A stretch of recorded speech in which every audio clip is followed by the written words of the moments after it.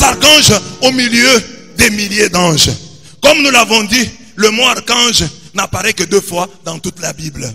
De 1 Thessaloniciens 4, 16 et Jude 9.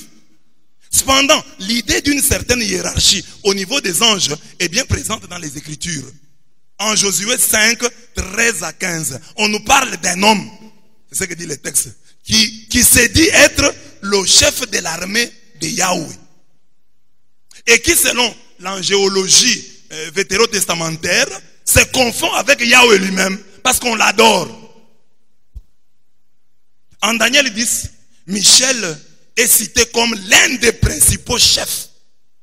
Verset 13, Daniel 10, 13. Les archanges sont donc les principaux chefs des anges.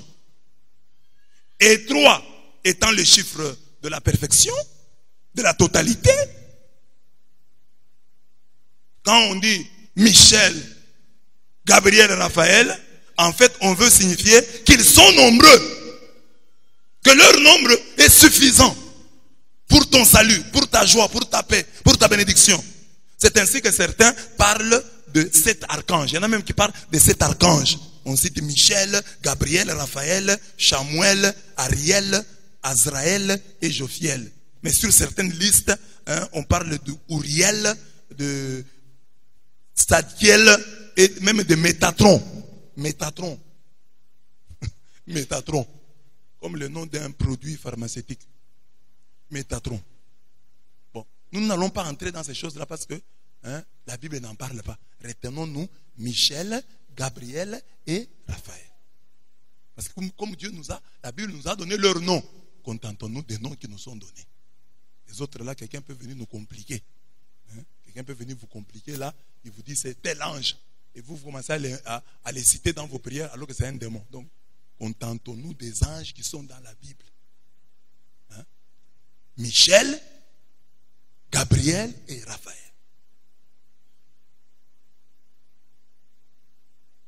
Voilà. Maintenant, voyons chaque ange dans son rôle. Saint Michel archange, son nom signifie qui est comme Dieu.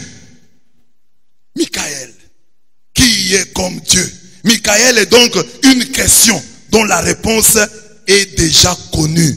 Qui est comme Dieu? Personne. Qui est comme Dieu? Personne. Qui est comme Dieu? Personne. Qui est comme Dieu? Personne. C'est ça, Michael. Donc les gens qui portent le nom de Michel, quand tu marches là, c'est ça la question que tu poses. Qui est comme Dieu? Personne. Qui est comme Dieu? Qui est comme Dieu? C'est ça. Michel. Or les parents refusent de donner à leurs enfants le nom de Michel, trouvant que Michel c'est un vieux nom. Mais c'est un nom significatif. Qui est comme Dieu? Personne. Qui est comme Dieu? Personne. Cette question traverse toute la Bible. On la trouve dans le chant de Moïse après la prise de finition que Dieu infligea aux Égyptiens, aux ennemis de son peuple. Qui est comme toi parmi les dieux, ô Éternel? Qui est comme toi, magnifique en sainteté, digne de louange, opérant des prodiges? Exode 15, 11.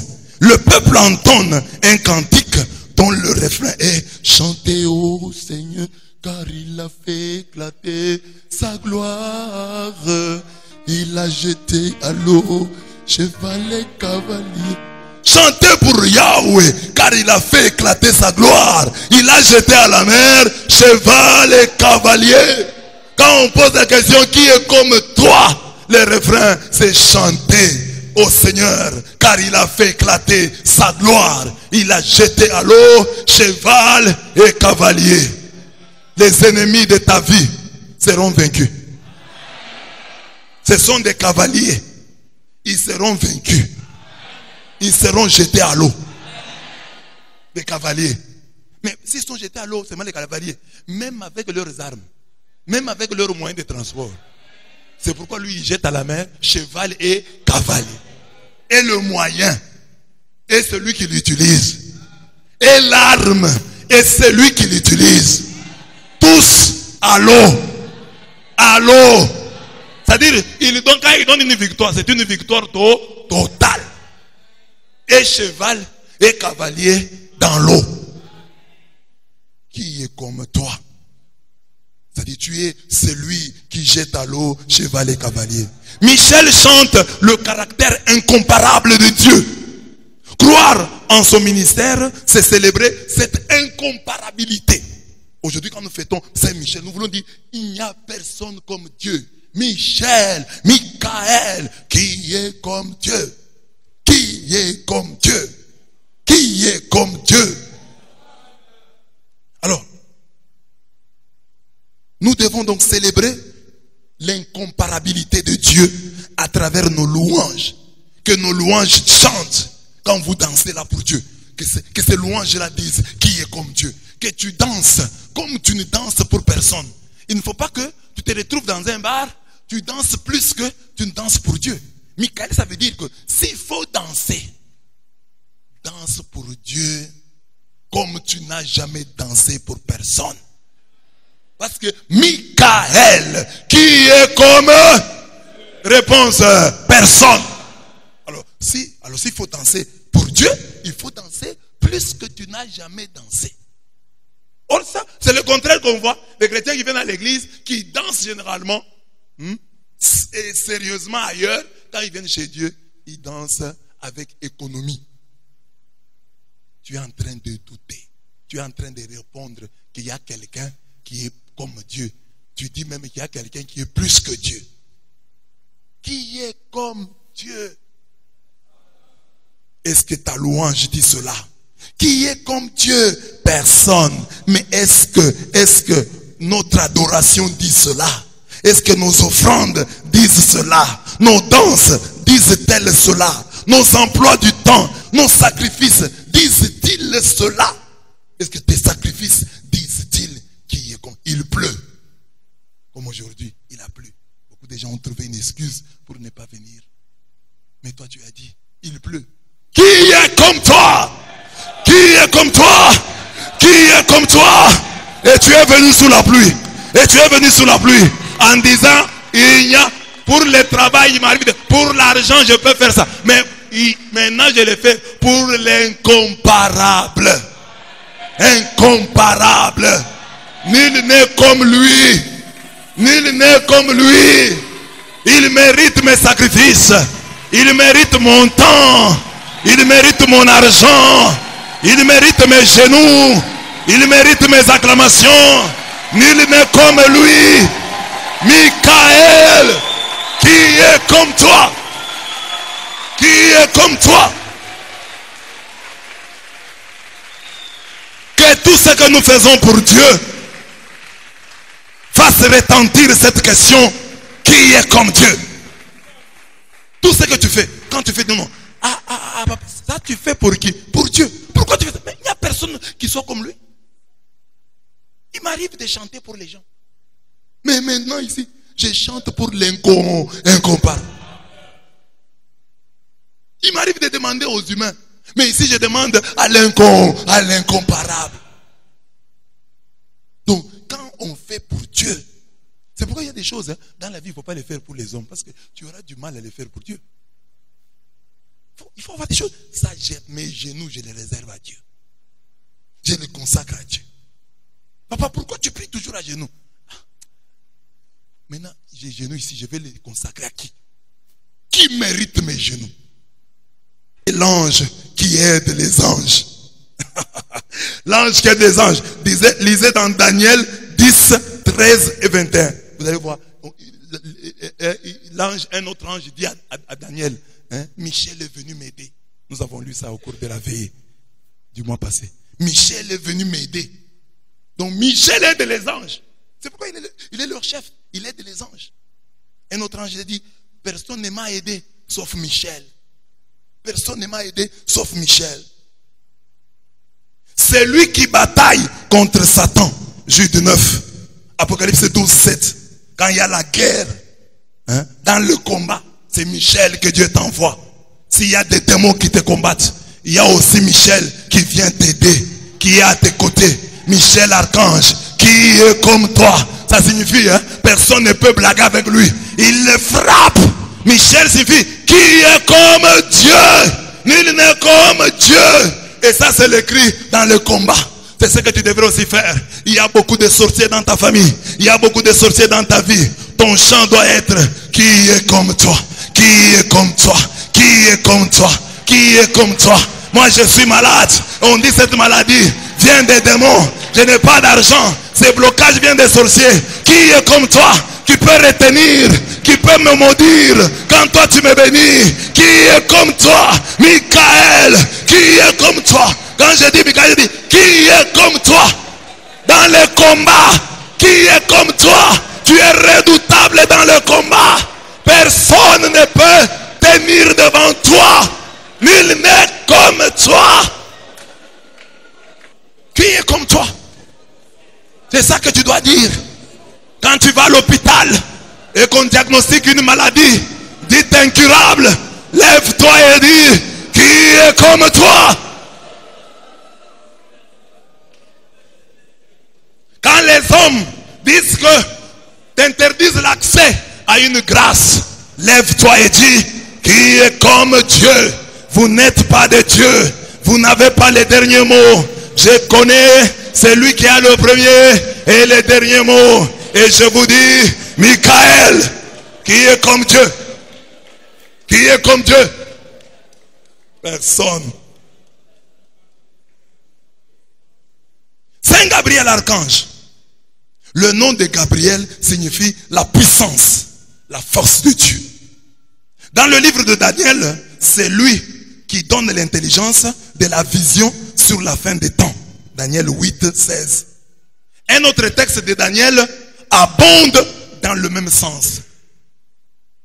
J'ai parlé encore en prière quand Gabriel, l'être que j'avais vu en vision au début, fondit sur moi en plein vol à l'heure de l'oblation du soir. Il vint, me parla et me dit: Daniel, me voici, je suis sorti pour venir t'instruire dans l'intelligence.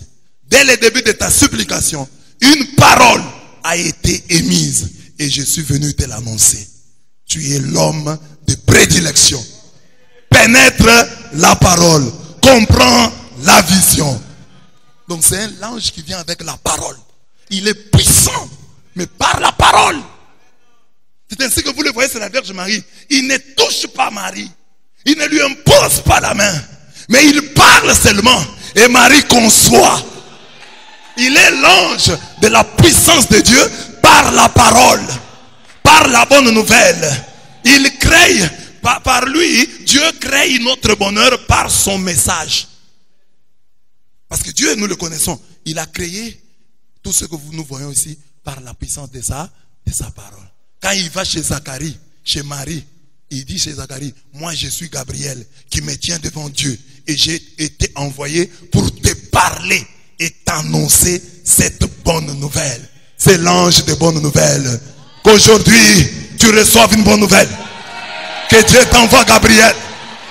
Que le monsieur qui te devait de l'argent paye aujourd'hui. Que le frère qui ne t'appelait pas, que l'enfant qui ne t'appelait pas, parce qu'on lui a raconté des histoires, que l'archange Gabriel, touche son cœur. Que Dieu par l'archange Gabriel touche son cœur et qu'il vienne, qu'il t'appelle. C'est lui qui ne t'appelait pas. Le mari qui est parti. Qu'il appelle maintenant. Bonne nouvelle aujourd'hui. En la fête des saints archanges. Que Dieu par son ange Gabriel t'envoie une bonne nouvelle. Une nomination, une promotion, une élévation, une réussite. Bonne nouvelle aujourd'hui. Et les bonnes nouvelles des anges ne sont pas des bonnes nouvelles comme ça. Les anges ne parlent pas pour parler. Les anges parlent. Et leurs paroles sont performatives. Parce que Dieu, au matin du monde, Dieu dit que la lumière soit et la lumière fut. Genèse 1, 3.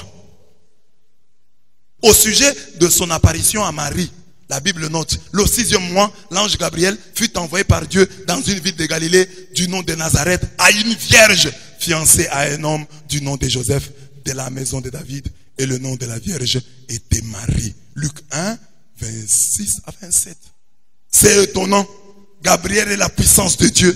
Mais cette puissance de Dieu se voit dans la révélation depuis Daniel là, vous avez vu, c'est toujours la révélation. Je suis venu t'instruire dans l'intelligence.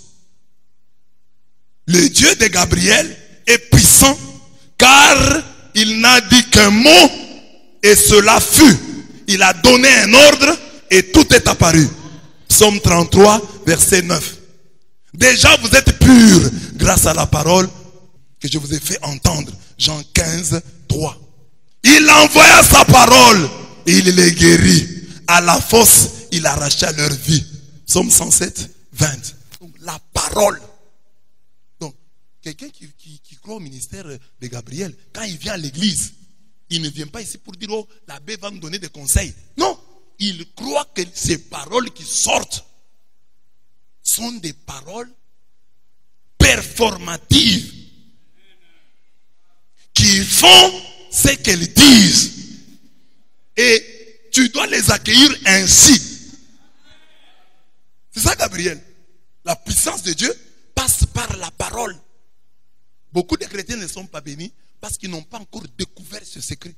Que la parole qui nous est annoncée, c'est une parole performative.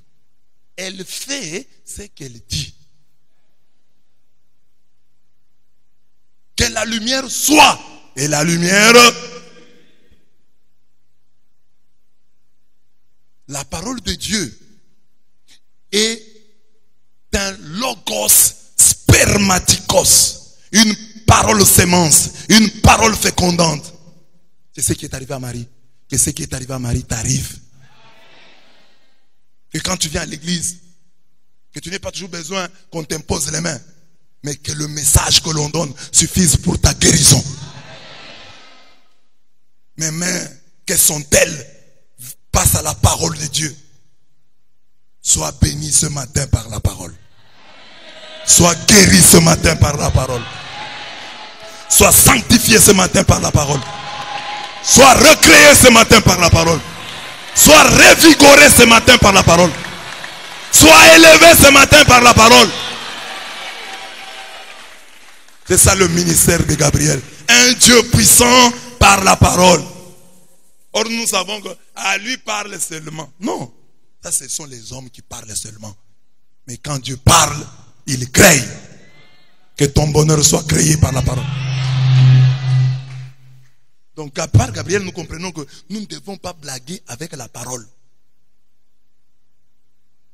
Crois à la parole de ce Dieu qui dit un mot et la chose arrive. Ce n'est jamais un hasard quand une parole tombe et que ton oreille l'accueille. Et que ton cœur l'accueille. Donc toi tu viens à l'église où tu suis ce message. Pourquoi tu l'as suivi? Pourquoi tu t'es arrêté à ce message? Dieu est en train de te chercher pour te faire du bien. Parce qu'on peut prêcher, à un certain moment tu dors, à un certain moment tu es distrait. Mais si tu es attentif au moment où cette parole est donnée, c'est ta parole. Capte-la par ton amen. Capte-la par ton fiat. Car l'ange a dit à Marie, tu concevras, tu enfanteras. Et Marie a dit, qu'il me soit fait selon ta parole. C'est dans son fiat, quand elle a dit amen, que la parole a produit du fruit. Dieu vient avec la parole, mais Dieu attend ton amen. Dieu attend ton adhésion de foi. Mais ne fais pas un amen protocolaire. Parce que le diable est très fort. Il va venir, il va te dire, mais hier on avait encore dit ça. Non.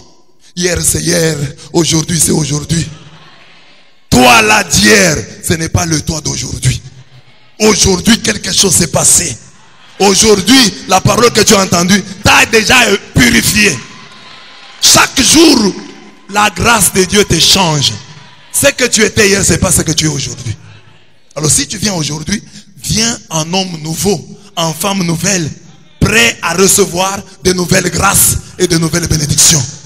Aujourd'hui, c'est aujourd'hui. Aujourd'hui, c'est aujourd'hui. Ce n'est pas demain, ce n'est pas hier. Aujourd'hui, c'est aujourd'hui. Ah, on avait dit ça hier. Non, hier quand on avait dit ça, tu sais pourquoi on avait dit ça? Mais aujourd'hui, c'est toi. Parce que ce que tu sens aujourd'hui, ce n'est pas ce que tu sentais hier. Saint Raphaël, archange. Raphaël veut dire, hein, Dieu guérit. On parle de lui que dans le livre de Tobie. Tobie 12, 15. Il dit, je suis Raphaël, un de ces anges qui se tiennent toujours prêts à pénétrer auprès de la gloire du Seigneur. Vous voyez? 3, 7. Quand on dit 3, c'est juste un chiffre symbolique et représentatif. Ils peuvent être 7, ils peuvent être 14, ils peuvent être 21. C'est l'ange de la guérison, Raphaël. C'est l'ange de l'argent, Raphaël. C'est l'ange du mariage, Raphaël. C'est l'ange du voyage. Tu connais les démons du blocage, je te présente l'ange du voyage.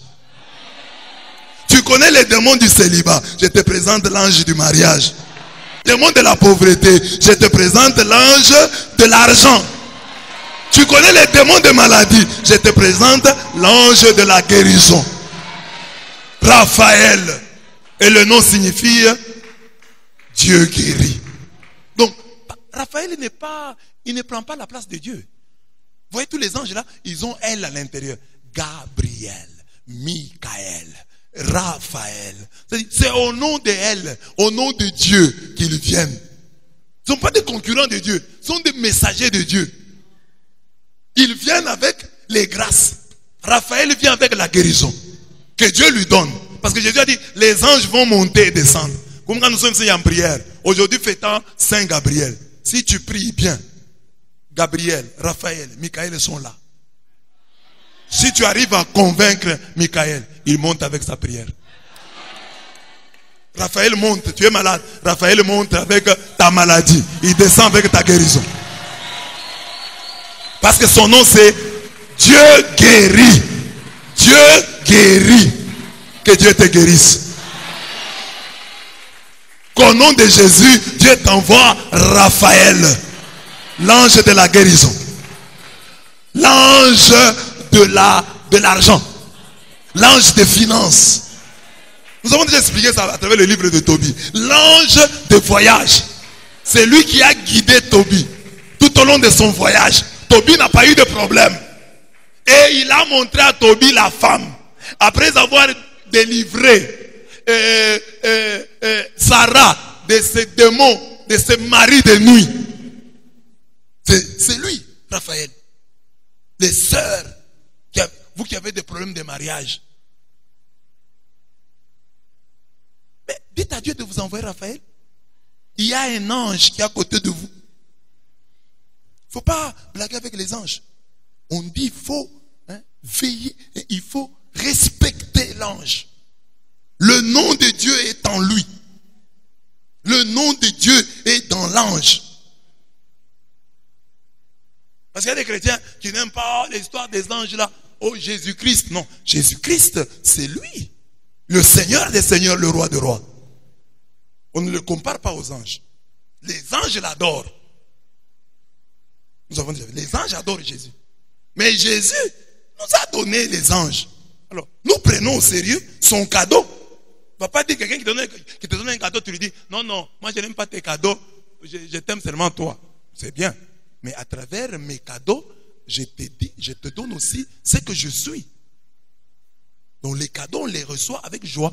Donc Jésus nous a fait cadeau de ses anges. Accueillons-les avec amour. Amen. Amen. Est-ce qu'il y a quelqu'un qui est malade ici? Que Dieu t'envoie Raphaël. Écoutez, Exode 23, 20.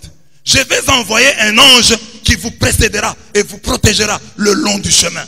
Voyage. Il vous conduira dans le pays que je vous ai préparé.